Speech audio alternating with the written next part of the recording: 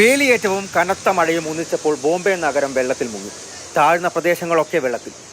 വെറും മണിക്കൂറുകളുടെ ഇടയിൽ പെയ്തിറങ്ങിയ 300 മില്ലിമീറ്റർ മഴവെള്ളമാണ് തിരക്കേറിയ നഗരത്തിലെ ജനജീവിതത്തെ ശ്വാസം മുട്ടിച്ചത്. അന്തേരിയും താനെയും വാസായും അടക്കം വെള്ളത്തിൽ. കളിപ്പാട്ടം പോലെ ഒഴുകി നടക്കുന്ന വാഹനങ്ങൾ.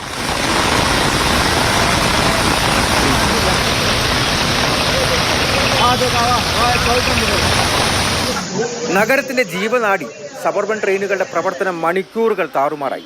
ട്രാക്കുകളിൽ വെള്ളം, പൊതുഗതാഗതം നിശ്ചലം. ഏറെ പണിപ്പെട്ട് ഹൈപ്രഷർ പമ്പ് ഉപയോഗിച്ച് വെള്ളം അടിച്ചു കളഞ്ഞ് നിയന്ത്രിത വേഗത്തിൽ ഇപ്പോൾ പൊതുഗതാഗത സർവീസ് പുനരാരംഭിക്കാൻ സാധിച്ചിട്ടുണ്ട്.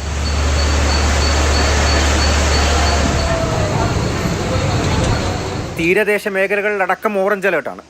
മുംബൈ, കൊങ്കൺ മേഖലകളിൽ കനത്ത മഴയ്ക്ക് സാധ്യത. നഗരത്തിലെ 500-ലധികം പ്രദേശങ്ങൾ നിരന്തരം നിരീക്ഷിക്കപ്പെടുന്നുണ്ട്. കഴിവതും വീടിനകത്തിരിക്കാൻ ആളുകൾക്ക് നിർദ്ദേശം നൽകി. മുംബൈക്ക് വരും മണിക്കൂറുകൾ നിർണായകമാണ്. കനത്ത മഴ പെയ്യാനേ പാടില്ല. രക്ഷാപ്രവർത്തനത്തിന് SDRFും NDRFും രംഗത്തുണ്ട്. അടുത്ത 3 ദിവസം കൂടി 9 ജില്ലകൾക്ക് യെല്ലോ അലേർട്ടാണ് ദേശീയ കാലാവസ്ഥാ നിരീക്ഷണ കേന്ദ്രം നൽകിയിരിക്കുന്നത്. അസമിൽ കഴിഞ്ഞ ദിവസങ്ങളിലായി തുടർന്ന് വരുന്ന കനത്ത മഴയിൽ 29 ജില്ലകളിലായി 24 ലക്ഷത്തിലധികം ആളുകളെ പ്രളയം ബാധിച്ചിട്ടുണ്ട്.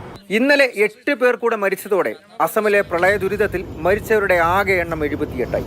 പ്രളയബാധിതരെ ആശ്വസിപ്പിക്കാൻ രാഹുൽ ഗാന്ധിയും അസമിൽ 1.5 ലക്ഷത്തിലധികം ആളുകൾ ബാധിക്കപ്പെട്ട കാച്ചാർ ജില്ലയിലെത്തി.